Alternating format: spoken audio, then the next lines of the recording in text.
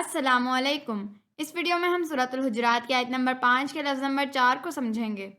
صبرو، اس کلمے کو اگر توڑا جائے تو یہ صبرا اور واو الف پر مشتمل ہے۔ صبرا فعلا کے وزن پر ہے۔ فعلا کا وزن ہے فعلا، صبرا کا وزن ہے صبرا۔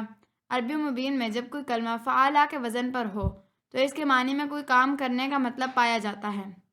فعلا کا مطلب ہے اس نے فعل کیا، چنانچہ صبرا کا مطلب ہوگا اس نے صبر کیا۔ صبرا اصل لفظ ہے اور اسے کالے رنگ سے ظاہر کیا گیا ہے۔ اب واو الف کو سمجھنے کی کوشش کرتے ہیں۔ واو الف جمع کی علامت ہے، اس کے ساتھ ساتھ واو نون اور یا نون بھی جمع کی علامات ہیں۔ واو الف علامت ہے اور اسے سرخ رنگ سے ظاہر کیا گیا ہے، لہذا صبرو کا مطلب بنا ان سب نے صبر کیا۔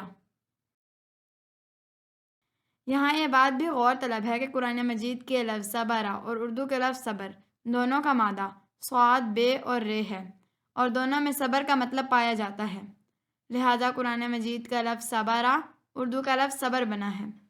اردو زبان میں اس کا ایک استعمال صبر کرو بھی ہے۔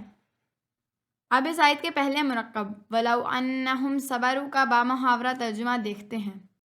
وا کا مطلب ہے اور، لو کا مطلب ہے اگر، انہم کا مطلب ہے بے شک وہ سب مذکر۔ یہ سب ہم پہلے ہی جان چکے ہیں۔ صبرو، یہ کلمہ ابھی پڑھا ہے، ان سب نے صبر کیا، لہٰذا وَلَوْ أَنَّهُمْ صَبَرُوا کا بامحاورہ ترجمہ ہوگا اور بے شک اگر وہ لوگ صبر کرتے